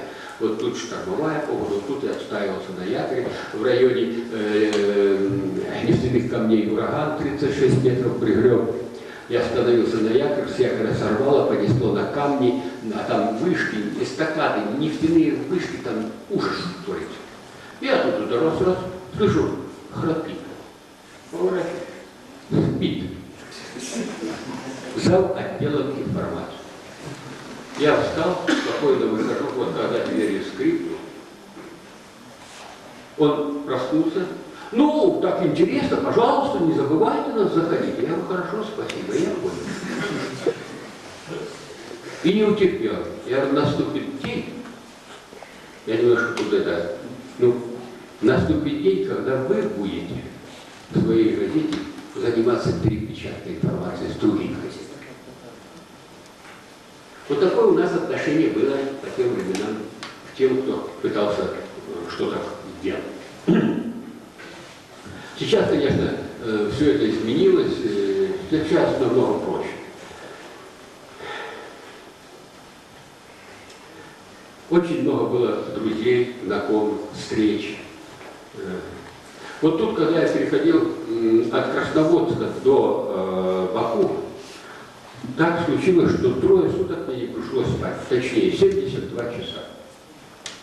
72 часа, ни минуты.